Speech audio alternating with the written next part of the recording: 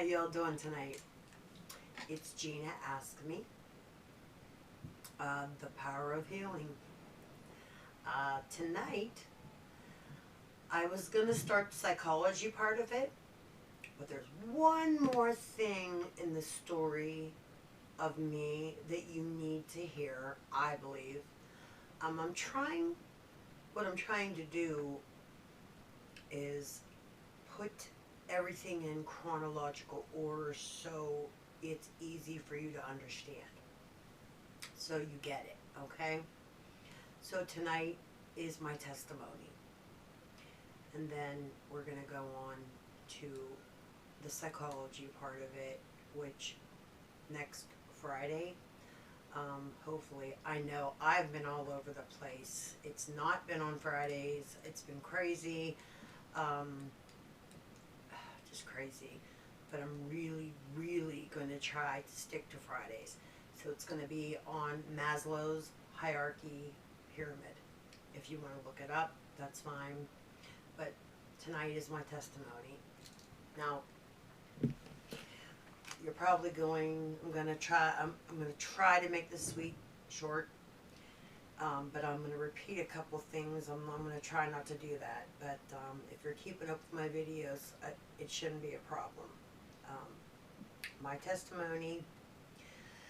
Okay, well, when I started college, from day one, we were told never to bring up culture or religion when you're with a client. And I do not do that when it's a new client. But if it's somebody I know, I'll kind of, bring up hints or kind of sway that way so they bring it up. But if it's somebody that I don't know, I stick to the rules. Because we were told that we could offend somebody if we brought up a religion, somebody is Hindu or Buddhist or whatever. And some cultures and religions, divorce is prohibited. Period. And the shelter I worked at was hidden. So the perpetrator, that's what we call them, the perps, could not find them. They were hidden. We had clients come from all over the country because we were so out of the way and nobody knew where we were. So, but this is about my testimony. Now, I knew my purpose from a very young age. I just didn't know how to go about it. College was never mentioned in my house. I told you that. We were dirt poor. I didn't even think about college. That's why I went when I was 34. So, but when I have a client who brings up religion and why blah, blah, blah, they have to go back, but they just couldn't stand the abuse. And I do everything I can to research that culture or religion so I get a feel for, what they're doing, what's going on. That is my job, to do all the research I can. So there was a few clients that I had to give to my partner in crime. Things that I just I couldn't do. Just I could not, in all good conscience, give them good quality counseling under certain circumstances. So I would give, and she, the same for me. There was some she just couldn't, and so she handed them to me. We would do that. I can handle like I said, nothing would shock me. But uh, I'll tell you like it is. So, again, back to school, we were taught there are so many psychological, how can I put this, ways of counseling.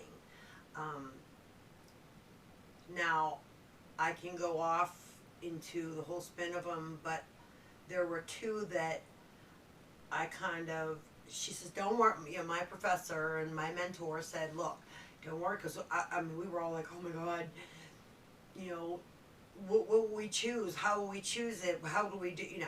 She said, look, once you get into it, you won't even think about all these ways of counseling. It'll just come to you. And it did, you know, and I chose Maslow's pyramid of hierarchy and cognitive counseling, cognitive behavioral counseling. I believe you have to go back sometimes and fix, and that's what we'll get into next week. That's not what about today is. Today's about my testimony. You all know I was bedridden for 2 years. So, in some ways, we all have a stereotype, if that's what the right word is. Um, if we look at somebody or for whatever reason, um, we automatically put them in a class or a stereotype, and we all do it. You can say you don't, but we all do, and it's sometimes it's subconsciously you don't even realize you're doing it.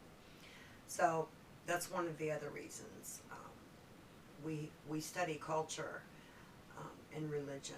I am the first to say it's been a few years. I need to brush up on my different cultures and religions, but how I want to start today is I was born and raised Catholic my whole life. I really loved my religion. I believed in it until this is another story, a little one.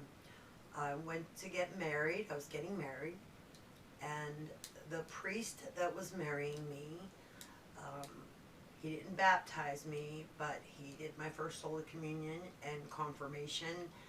And the man I was marrying was Syrian, and I was divorced.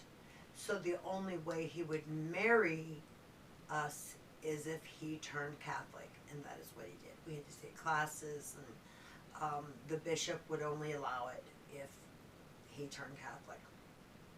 Well, my father passed away 3 days before I was supposed to get married. Horrible. I literally, this is how bad, I literally had to go to my dad's funeral, go home, change my clothes, go back to the same church for a wedding rehearsal. Every fiber of my being knew it was wrong, it felt wrong, I didn't want to do it. His family put so much pressure on me. Your dad would have wanted this, you know, everything's paid for, there's no way we can contact everybody, blah, blah, blah, blah, blah. So, I went through with it. I mean, my mother was shoving Xanax down her throat just to walk me down the aisle because there was a picture of my father on the altar with a rose in memory of him. I mean, it was just terrible. But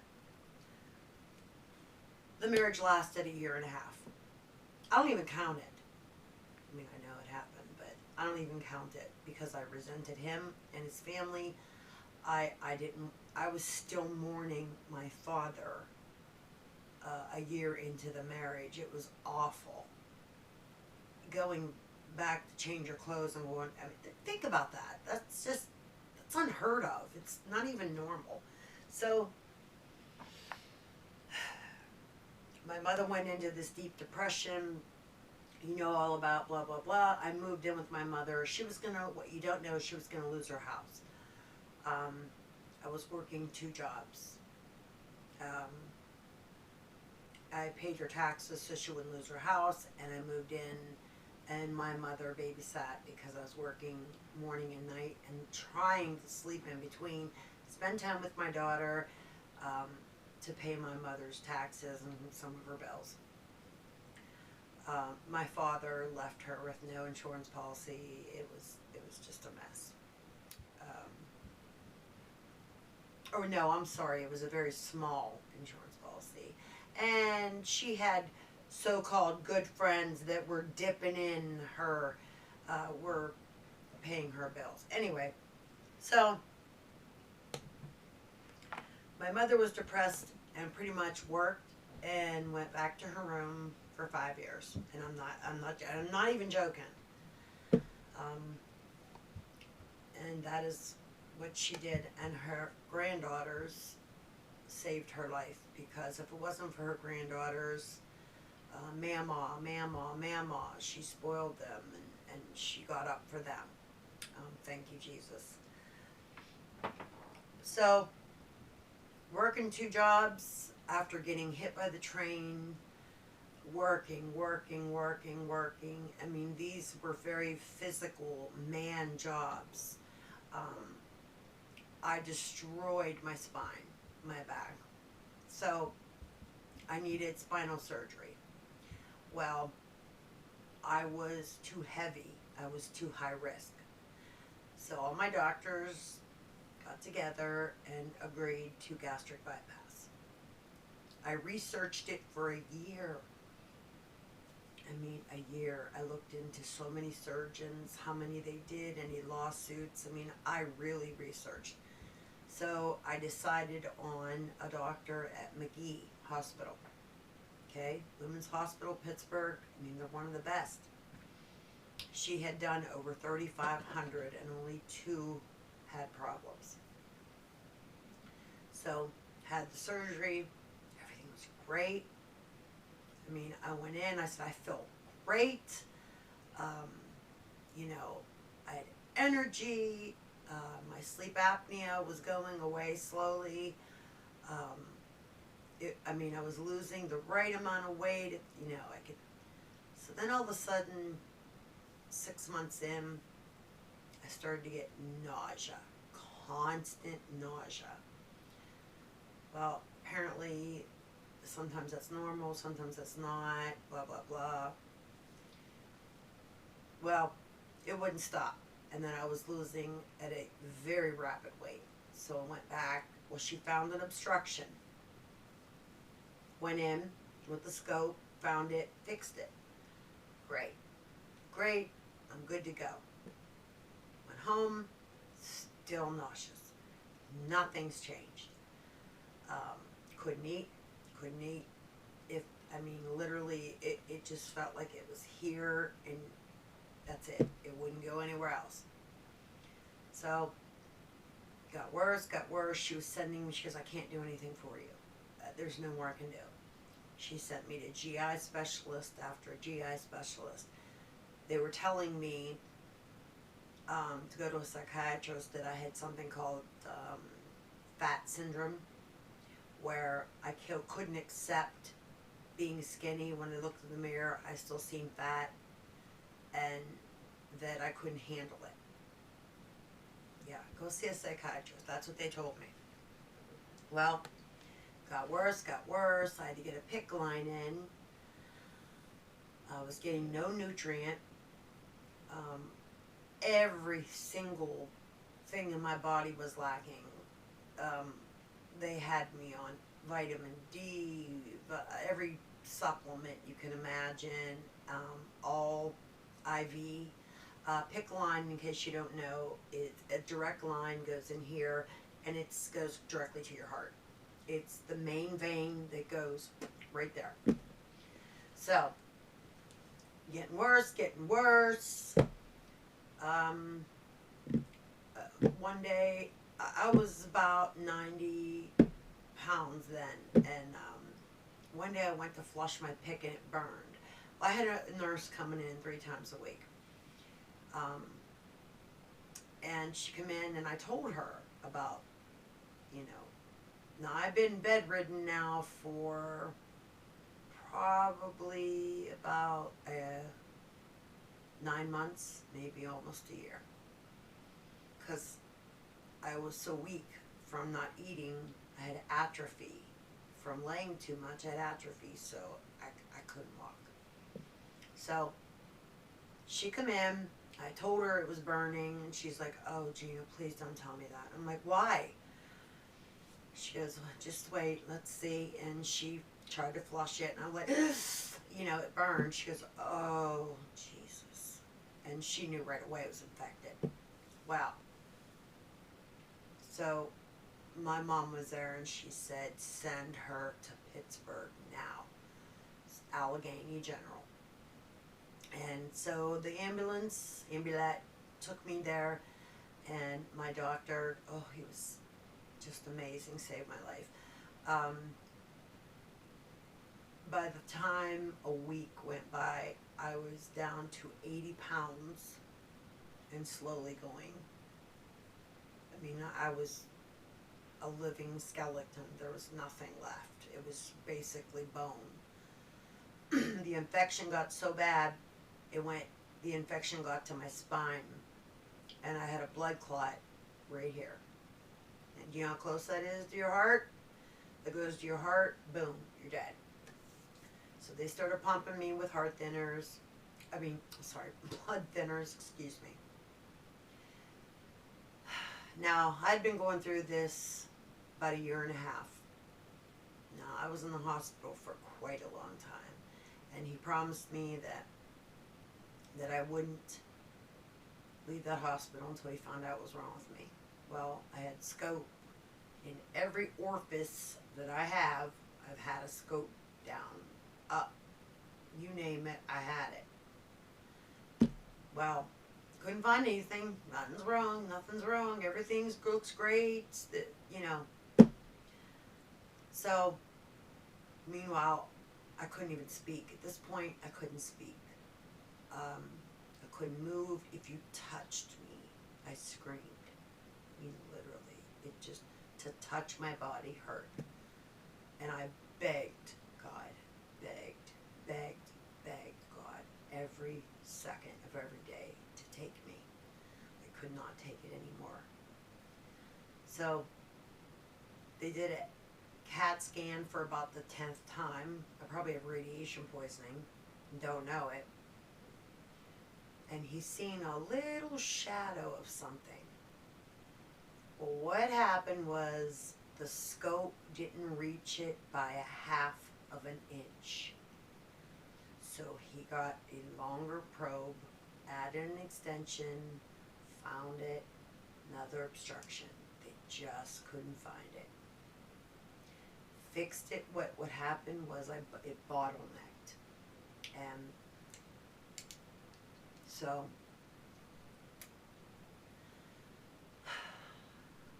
I was healing on the inside, not on the outside. My scar tissue was going in, and it bottlenecked and squeezed. So finally found it, opened it. I had to start all over again. I had to eat baby food. I mean, literally, I had to learn how to walk, talk, eat, everything, all over again. I was basically paralyzed. One day, and this is towards the end, before he found it. It was just me and my husband in the room. You can believe this or not, but this is the gospel truth. I felt myself going to sleep. I was just so tired. That's all I did. I just couldn't move. I didn't have the strength to even move my mouth. I was falling asleep, and it was a different sleep. It was just so peaceful. It was like everything was soft and like a cloud, like no pain. The pain was, I didn't think about it for a second. And I remember falling asleep thinking, oh, maybe this is it. Maybe God's going to take me. Yeah, He is. He is. And I willed myself. I'm thinking, just take me. I'm screaming inside my head, just take me. And I'm falling asleep. And I don't know if I was asleep. I don't know. I can't explain what, who, whatever. All I know is in my head, I remember seeing my grandmother, my Nana. And she's been passed for some time. I remember seeing her, and my husband said I was talking to her and my uncle, who has also passed. And I was talking to them in my sleep. And all I heard was, no! Like, it startled me.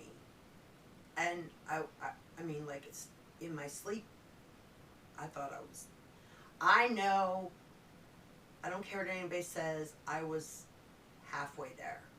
In between, and I heard no, and I remember seeing my grandmother and talking to her.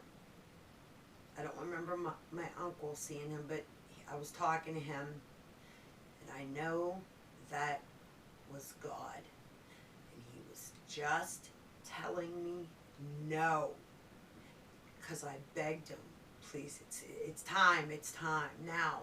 Well, who am I? It's not. Who am I to tell Him, right? And I heard no, and I woke up, and there was nobody there, and I asked Pete, did anybody come in? Did I say the word no? No, because you did talk, to your grandmother, and I know it was God, and I know He was telling me it's not time. It's not time. Wake up and fight. And I did. I just know it was Him. It's that gut. I felt it. I felt this just calm peace, like I've never felt before. Like I told you, it was like a cloud, like this soft, like just putting your head down on the softest thing, and I can't put it into words, but I know it was God. Nobody's going to tell me any different. Nobody. And I woke up, and that's when they found the second one. I started healing slowly, and I was bedridden for another 6 months. I had to learn how to eat. I had to gain weight. I had to learn how to use my muscles again. Everything. And that was me being born again. That is finding Christ, knowing He was there beside me. He was telling me to get up and fight. It wasn't time. And I already knew my purpose. Now get up and do something about it. And I pray every day and thank Him. And I pray every day that I am meeting His expectations and forgave. The past is gone. It's gone. It doesn't even exist. Do you understand? Jesus forgives all. When you believe and you take Jesus Christ, when He comes to you and He shows you the trials, That's all him trying to teach you. He's telling you, I'm here, I'm here. Are you going to learn? Are you going to learn this time? Do you know how many trials I've had before I finally had? He had to do this to get me. And he got me. And this is how I was saved. I was born again, and I have never looked back. And I am trying to live by his word, his will. And I hope to God that I can do better every day. Every day I wake up and I thank him, and every day I ask him, what can I do for you? If there's anything I can help you with today, bring it. I'm ready. Because what the gift he gave me is, there is no thanking. There's no words. And so now I counsel a little bit different. I do everything a little bit different now. My disability, sometimes it prevents me from being places where I should be. I miss church sometimes. I miss Bible study sometimes. I miss events. I don't know if everybody understands my disability. I would be more than happy to sit down and explain it to them. Sometimes I think people think I just don't show up, and I'm not get. Sometimes it's because it's not because I don't want to show up. It's because I'm so tired. There's days I can't wake up. Oh, just so exhausted, and it's because I did too much the day before or whatever.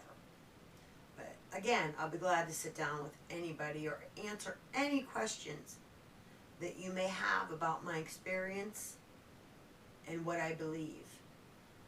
But the power of healing, I believe that we all have to help one another. We can't do it alone. You can't do anything alone. You need people. You need God. You need somebody in your life that you can trust and listens to you and believes you and doesn't look at you like you're crazy. My own family thinks I'm crazy. My sister makes fun of me all the time. She calls me a Bible thumper and, you know, whatever. That doesn't bother me at all. In fact, I'm proud of it. I just smile and say thank you, because I am God's child, and every day I am more thankful. And I hope you all believe that as well. But if you have any questions, you know the drill. So I try to live my life a new way now, is what I'm trying to say. This is my testimony. You know all about my past up until today. And that is my testimony. It's the power of healing. Not, it's here and it's here. But this plays tricks on you, and the devil will play tricks on you. You can't let him. Don't you let him. And if you say a prayer and you accept Jesus Christ in your heart, you too are saved. And all your past sins, gone. Just like that. Gone. Listen, I'm not, I still have to answer for my life. When he comes to get us, I still have to answer. We all do. But I hope living my life for him, with him, about him, you know, kind of helps me when I get, I don't know what I'll do.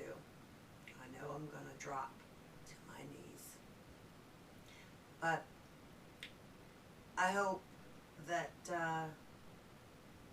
you know, that you all believe that this is true. This is what happened, and this is my testimony. Next week, we're going to start the psychology. I hope, please leave comments, anything. You know the drill. Peace and love. The power of healing. Bye, honey. Love you all.